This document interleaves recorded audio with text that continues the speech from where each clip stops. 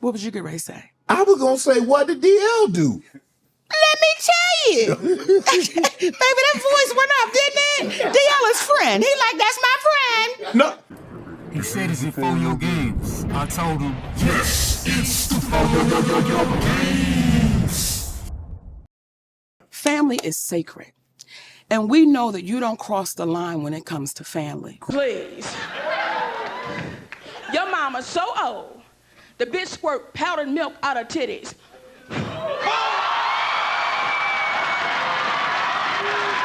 Please. Your mother's so cross-eyed, the bitch walks sideways.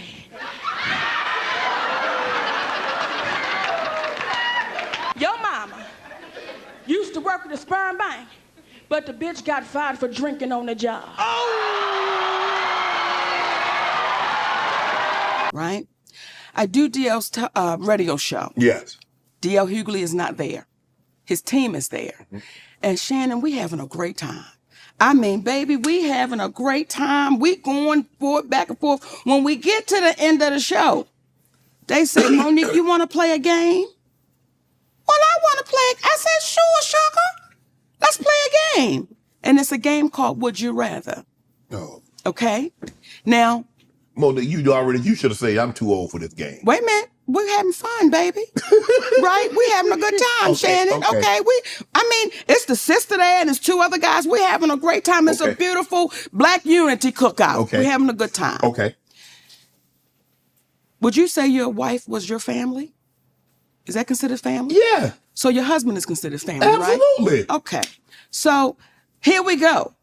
They said, Monique, we want to play a game of Would You Rather. Let's go. Would you rather your husband sleep with Lee Daniels with a condom or Corinne Steffens without one? What does it mean to be in an open relationship? And I know this was your idea, Sydney. Well, yes, we are in an open relationship 24/8. 25/8 mother. This guy. Okay. And by that, we mean that we're always open to conversation. We're open to the understandings that man and woman, or as a couple, we should have for one another. Thank you.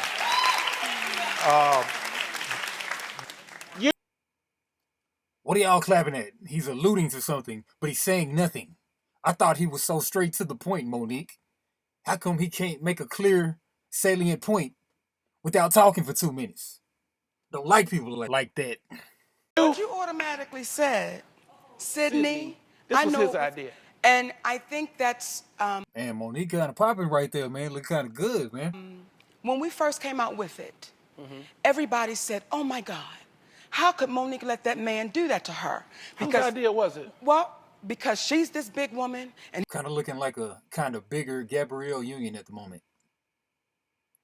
he's this good-looking man, and because she has this money, she's going to let that man do whatever he want to do just to say she has a fine man. So y'all talking about, because you talk about emotion and conversation, but that's not what, y'all talking about sex right now. Here's what makes it beautiful, John. Okay, shake your head one more time. Here. Whose idea was it? Was it your idea? It was my idea. Because 10 years ago, 11 years ago, I'm an entertainer, and this is my best friend ever. And what I did not want to do was be dishonest with my best friend. There may be times I may want to be with other men. And my best friend said to me, Mama, I've loved you since the 10th grade. Do you think you being with another man is going to have anything to do with me loving you? And then he said, well, you know, if you can be with other men, I can be with other women. I said, well, that's not what I meant now. That's not what I meant. But they so disgusted and appalled at a little comedy quiz show question. Come on. Really, Monique? Now, as y'all are watching right now who haven't heard this story, y'all going, they doing the same thing in the studio. They going, okay. That is exactly what happened. Now, I called DL Hughley on the phone. I said, listen, I just got off the phone with your team, and they wanted to play this game, Would You Rather? And it was like, stupid. Like, asking me about my husband and Lee Daniels and Corinne Steffens, and his exact words, well, that's how we do it. I said, DL, how does that uplift our community? And again, I don't know what y'all trying to insinuate, but brother, what you doing? Like I said, that's just how we do it. So it is what it is. Now, it got so ugly that my attorney had to send a cease and desist. So it never aired. My husband is my family. Yeah. Now, you babies that are really good with this internet, through the years, I've watched DL speak ill of me. Through the years. I never knew DL Hughley had a problem with me. But when Cass said they all a group, he forgot to put DL Hughley in the group.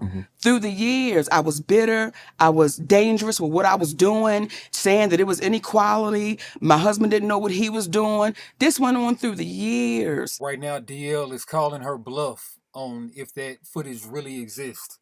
I know, like, after the conflicts, I know DL was going in on her, but I want somebody to really find the evidence of he was going in on her before the conflict.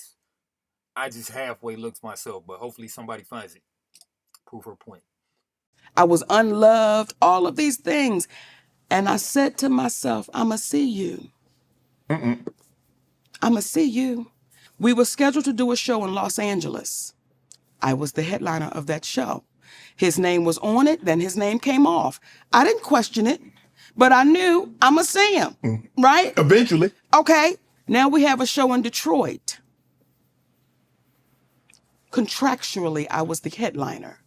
DL Hughley posted a memo. The memo was saying, this is what I would like. Right. But the contract is saying, this is what it is. Okay. I ain't for that Hollywood bullshit. If you cross the motherfucking line, Oprah, if you cross the motherfucking line, Tyler, I'm gonna see you cool, motherfucker. They have taught niggas to be so motherfucking fearful and just give it to God. Let go and let God. So I kept hearing this shit over and over and over again. So I said, well, let me let the shit go and let me give it to God. And you know what God did? He gave it right the fuck back. He said, bitch, I gave you everything you need to deal with these motherfucking coons. Steve Harvey, DL Hughley. I gave you everything you need to deal with these motherfucking coons. See, I fucks with contracts. That's why niggas got a problem with me. If you sign the motherfucking contract, that's what the fuck it is. But they're so used to niggas fucking around with the contract and being nervous because they might lose an opportunity or a motherfucking chance. So they will redo the contract. I'm not a bitch who's gonna redo the contract. If you signed a motherfucker, that's what the motherfucker is. The motherfucking contract said that a bitch is the headliner. Monique is to be the last motherfucking person on the goddamn stage. She is the headliner. That's what I signed the fuck up for. I'm 30 plus years in this motherfucking business and I don't open for no goddamn body. The contract said the headliner. The contract said the headliner. The contract said the headliner. But a nigga named DL Hughley turned into a bitch and said I won't perform if she does that. Nigga, you open for the kings of comedy. I close for the queens of comedy, nigga. We got a history, nigga. We got a history. That nigga went on a tour talking about all Monique wasn't. You can Google it right now. DL Hughley on Monique. All I wasn't, what I wasn't worth, all of this bullshit. And nigga, you put your feet under my motherfucking table. So you came to my home, nigga. And you put your feet under my motherfucking table. I don't get down like that, goddammit. You got a bitch wrong. You talk about Young Thug, and because of their names, nigga, your name is DL. What the fuck does it stand for? Hey, how far you bending over, nigga, on the DL? You fuck with the wrong one. Every time I see Monique these days, she's on doing some greasy ass video with her and her daddy complaining about something. Or working out. I don't know nobody that work out that much and gain weight unless every crunch you do has got Captain in front of it. Burn.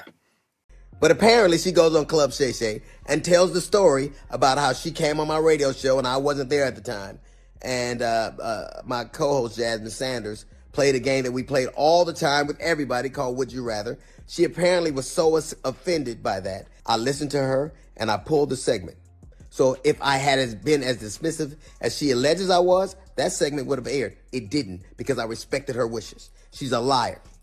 Let's take it to my boy Bernard Riley, proud black manospherean here on YouTube. Check him out. D.L. Hughley offered an initial response where he said all you got to do is check the orders of the names on the ticket stubs, and he went on to say that he decided to work with Monique. He just went under the assumption that Tyler Perry was wrong, Oprah was wrong, Charlamagne the God was wrong, Lee Daniels was wrong, Netflix was wrong, basically making an argument that if everybody else is the problem, then maybe it's you that's the problem. Monique responded to that by simply pointing out that if D.L. Hughley had to go to ticket stubs, that means he didn't have a contract saying that he was the headliner. She said she has the contract to show that she is the headliner. So she said, unless D.L. Hughley can produce that, he has nothing. So then D.L. Hughley then produced something. He produced a deal memo and a show schedule that shows that he is the headliner of the show, that he's the highest paid artist on the show, and that he's the artist who approves the lineup of the show, and he is closing the show. He produced documentation that basically showed that he was the HNIC. That's what he showed. That's what he produced. Monique then responded by essentially saying that what he produced was not a contract. It is a deal memo. So what is a deal memo, you may say? Glad you asked. A deal memo is an American term used to describe a document which summarizes the key points of a contract between two or more parties. Deal memos are the precursor to a full contract, which ultimately documents the legal agreement between the parties. So deal memos are important, but they're not exactly contracts. However, they do go hand in hand. So Monique, from her perspective, she's throwing down the ultimate trump card on this whole thing. Why? Because she's producing a contract. Everything that DL is producing is everything except for an actual contract. That's her argument. But it gets a little shaky when DL responds to her contract by pointing out a few things. The deal memo, or whatever he has, it was signed into action on March 29th. Whatever she had was signed on March 28th. And to add insult to injury, is under a company named Hicks Media Inc. You may be asking, what is Hicks Media Inc.? Well, I'm glad you asked. Hicks Media Inc. is Monique's company. Her husband's name is Sidney Hicks. Hicks Media that's her. That's her thing. So that's why D.L. Hughley is saying, he's saying, and quoting, man, Hicks Media Inc.? Hold up. That's you. You really showing everyone a contract you submitted from your own company? I smell BS, and I wouldn't pick it up with the old birth certificate paper it was written on. So long story short, after we go full Johnny Cochran Scooby-Doo detective agency on this thing, the best conclusion that I can come up to is that they both were given separate information. From who, you may ask? I'm going to call it and say that it was a janky promoter in Detroit who wanted to get the event to go down. The Monique said he second guessed his daughter because of what he believed about this particular man. He thought that his daughter was mistaken about what happened. That's a tough one, and he owned it and said that he can never take that back. But he was saying that, he was telling that story of how he dropped the ball to embolden people to essentially believe women when they tell you something happened to him. He was basically making a feminist-leaning believe all women argument. But she tried to take that and flip that around to try to say that, look at him. He won't even protect his own daughter. You think he cares about you? This is how he feels about black women. She's going that far into that extreme with it. She's going to that extreme with this thing, all because of a personal contract dispute, which could have been handled behind the scenes. She's doing all this. So I go back to D.L. Hughley's original statement on all of this. He said that she's now proving Tyler Perry right, Oprah right, Lee Daniels right, Charlamagne right, Netflix right. I'm having a hard time remembering everybody that she's had a problem with. Add DL to the list. Well, Club Shay Shay is getting messier and messier. It's almost like Wendy Williams didn't go anywhere. She just got a wait set. Monique's a liar. When Monique did call me, I heard her complaints. I listened to her and I pulled the segment. So if I had been as dismissive as she alleges I was, that segment would have aired. It didn't because I respected her wishes. She's a liar. It's also befuddles the shit out of me how somebody who, as a comedian, talks as much shit about everybody else as she does, she has the temerity to be offended about anything as much shit as you say about people. It's cool when they do it. It's a problem when I do it. Then she encouraged everybody, allegedly it stems from the fact that I used to always talk shit about her on video after video, and she encouraged her sweet babies to look at the video and find them. Do that. Do exactly what she says. And you know what you're not going to find? You're not going to find any evidence of that, because Monique is a fucking liar. She's lying about that. But what you will find is Monique talking shit about some alleged contract dispute we had. Look at the ticket. It says D.L. Hughley, then Monique. She knows the story. But what she did in response to that, she talked about my dog, my wife. This broad even brought out my daughter's personal trauma. My daughter was molested, and Monique brought that shit out and told the world that I allowed my daughter to be raped in front of me. The lying motherfucker. She knows she was lying. And it only stopped when everybody from my family checked her. It's interesting. You know what else you won't see Monique doing? You won't ever see her with her family, videos with her children or grandchildren, because nobody fucks with me. How do you have sweet babies when your own babies don't fuck with you? How do you love us for real? Her youngest kids mess with her, but her oldest son does not mess with her, though. When there's no evidence of anybody loving you for real, except your daddy, who you apparently have to pay. And FYI, daughters are paid for by daddies, not daddies who get paid by their daughters. You know what else you won't see Monique doing? Telling jokes. Monique, if she'd have spent as much time actually writing jokes and writing her Netflix special as she did complaining about not having one, it wouldn't have been trash. It got the worst reviews of any Netflix special in history, because that's what Monique does. She complains and she has grievances. You never see her being a human being. You never see her being sweet and warm to people, except when she's using it to butter somebody up to get something. There's a reason why everywhere she goes, shit starts. Everywhere she goes. How is it that nobody fucks with you, not even your family? How do you, or I was on the road getting it. I get it every goddamn week. Look at my schedule versus yours. See how much I'm going. And I still manage to have a relationship that I cherish with my children. Can you say the same? You can't. Because all you do is talk about your grievances and who did you wrong. There's a reason you're by yourself. There's a reason you got to pay a man to love you. It's sad. There's an old adage that says you can't buy love. It's a shame, Monique, that you probably always will have to. And then they come back again yesterday.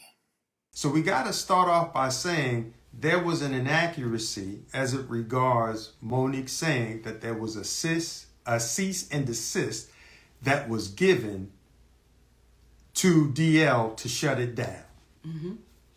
What had taken place, to be accurate, was after Monique spoke to Brother DL on that conversation, Brother DL said, what? Well, after we spoke on that conversation, when we hung up that phone, the last thing he said was, "It is what it is." And I said, DL, then we're going to have to get our attorney involved. That's the last thing me and DL Hughley said on that conversation. Now, they recorded Tyler Perry on the phone 5 years ago. But this incident with the Detroit show, that was no more than 3 years ago, 2 years ago. Why didn't they record that conversation? Maybe an oversight, or maybe it didn't go down like that. You be the judge. And after having that conversation with Monique, we went and got our attorney involved, Attorney Anderson. At the time, there were some emails that were transferred back and forth between his side and our side, and it escalated to a point when we had our attorney on the email, whereby then finally DL said that he would scratch the interview. Yes. So, you know, when I watched DL say, she went after my wife, she went after my daughters, I want to really be clear who I went after so that there's no confusion here. When I was on stage, when I'm on stage and we are performers, we are performing to the audience in front of us. When I was on that stage and I said it must be hard to perform oral sex. but differently. Okay, on a coward. That had nothing to do with Mrs. Hughley. That insult was directed straight to you, DL. That had nothing to do with your wife. That was straight to you. So it felt like you were trying to pass it off as if I was going after your wife. You're clearly going after the wife because you're saying the wife is servicing cowards. When it comes to your daughter, to the baby that you did a post about, you did an interview about, I didn't do that interview. I simply reposted what you said. So when you say, Monique, you went after my daughter, that's untrue, DL. I posted what you said. And then when you said when you were really going for it with your shades on, and you said, Monique said, I stood by and watched my daughter be raped. D.L. Hughley, that's your conscience talking to you, brother. I never said that. I never said that. Because at any given time, we could be brought to the mat. Ding dong. Well, we make it a point of not messing with people that's not messing with us. And we hope that today for you guys, the feeling that Charlemagne got, Brother Leonard received from the community by big upping him for apologizing. It's kind of like a movie we used to watch with the kids called Monsters, Inc., where they would go in, they would scare the people for power. But then they found out laughter created more power. Y'all have the power to heal. Use it. Use it to heal. Use it to help folks. Don't hurt folks. Because what happens is, one of the greatest gifts we can have is going in our community and getting the love from our people. But a nigga named D.L. Hughley turned into a bitch and said, I won't perform if she does that. Nigga, your name is D.L. What the fuck does it stand for? Hey, how far you bending over, nigga, on the D.L.? You fuck with the wrong one. Let's use our power to heal. Forget Hollywood, because it's weird.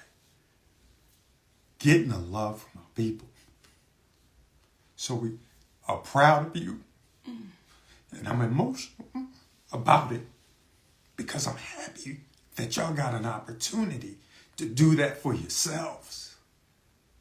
And we love y'all, brothers and sisters. And just hilarious, keep that going. Keep that going because you are a great addition. Then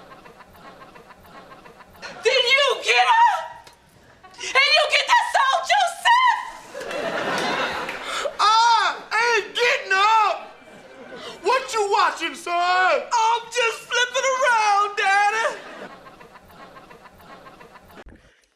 All right, I'm taking time to respond to Monique again. She made another greasy-ass video with her daddy. We kind of relitigating some of the stuff she said on Club Shay Shay, where she talked about how she was on the show and somebody, they played a game, Would You Rather? And I guess she felt like they insulted her husband's sexuality, which is interesting because she can always talk shit about everybody else's sexuality. It's cool when they do it. It's a problem when I do it. But I guess her husband's sacrosanct. He's off limits. But a hit dog will bark unless his mouth is full. DL, stay with the slick fat jokes. We know what you're doing, DL.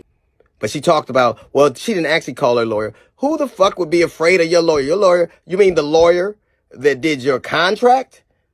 That lawyer, the lawyer from the firm of Negro from Ghetto, Got 'em and Gone, that lawyer? Why the Negroes gotta be bad lawyers, D.L. Hughley? Thought you was about black empowerment. But you do stay on Bill Maher, though. Score 1 point for Monique. 1 point at least. Who the fuck afraid of him? He couldn't get your name right on the ticket. He gonna get it right on a legal document. It didn't happen because we decided it shouldn't happen. You didn't need to, because we respect people. We don't have to do things for clicks. They took it off because you asked me to, because I respected you at the time. You also talked about how I disrespect you on so many platforms. But you have this impeccable memory where you can tell to the degree, well, who did what to you and why and what happened, where you were. But you can't pull up one time on any platform that I said anything about you at all because you know you're lying. You got that piece of paper and that big ass memory, but you can't pull one up. My biggest mistake is saying yes to you. I should have said no when you couldn't come on my radio show. I should have said no that I wasn't playing those dates with you. As a matter of fact, almost anybody who says yes to you at some point is in this milieu with you. Almost anybody. So I would suggest anybody out there, you can say yes to drugs, but say no to Monique. Crack. I'm promoting it. When have you ever heard crackheads hitting the pipe and dying the first time? Never. Never. You talked about how my children, families are uplifted. They weren't when you were running across Vegas. The stage in Detroit. They weren't when you talking shit on social media. When you got your ass whipped and your tickets dropped, then they became off limits. But let's do this. Let's decide that you will treat my children like you treat yours, like you don't know them, invisible, like you have no relationship with them, like you're estranged, you're unfamiliar, like you don't know them. You also intimated that I was a coward. You know what I'd never do? I would never let my woman take care of me. I would never let my woman get evicted from her apartment. I would never let my woman has to ask another man for money. I'd never do that.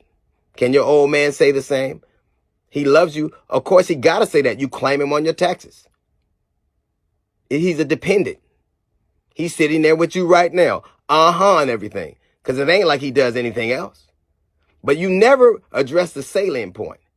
I said that if you spent as much time writing your Netflix special as you did arguing about getting it, it wouldn't have been trash. It was.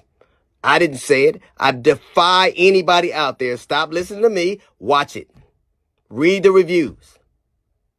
Read the reviews. You begged for something. You made valid points that women are underpaid, that they're not valued. That's absolutely right. So you would think that when you got a chance to do something that you would argue for, you'd be up for the challenge, but you shit the bed because you never are ready for it. Because all you ever do is complain about what you don't have. You're never ready for the moment because you're always living in the past. I said it. If you spend half of your time doing as opposed to talking about who didn't do for you and what they did for you, you'd be a lot further along. You wouldn't be evicted. You wouldn't be working for your man. You wouldn't be asking other comics for money. So you got all the ingredients. Take that piece of paper that you're running down the list with, and that pen that you got, and that daddy sitting next to you, and do what you can't do what you never do. Write a fucking joke. If y'all haven't seen Monique's special, I'm gonna save you some time. Roll that beautiful bean footage. Motherfucker, that's every nigga that bought his motherfucking body. Who the fuck I am? Why the fuck I'm motherfucking this motherfucker? Yo, bitch, I was motherfucking on the bitch all bullshit. What the fuck, motherfuckers, bitch, from motherfucking nigga, motherfucking nigga, goddamn motherfucker, dick, suck the dick, suck my dick, suck his dick, any old dick, my dick. This is beautiful. I haven't seen it, but that was hilarious to me though. Ain't none of them guys win no Oscar. Ain't none of them guys did what I did in on the movie set. And they're having the commercial sense that they're having. That should be more. Because I am the most, and I say this humbly, I am the most decorated comedian alive. Hello, official office of comedian deaths. Yeah, I just wanted to check to see if Eddie Murphy was alive. Yeah, no, because Monique said she was humbly the most decorated comedian alive, and I thought maybe Eddie Murphy died while I was sleeping. Okay, no, he's alive? Oh, crazy. I don't know what she's talking about then. I don't know what decoration she could have made. That funny pony's a nice decoration, but... Is he slick talking about her ponytail? That was a funny ponytail. Oh yeah, Kev on stage, funny guy on YouTube. It's not the ones people usually talk about. While I got you, is Whoopi Goldberg alive? Whoopi Goldberg from Sister Act 2.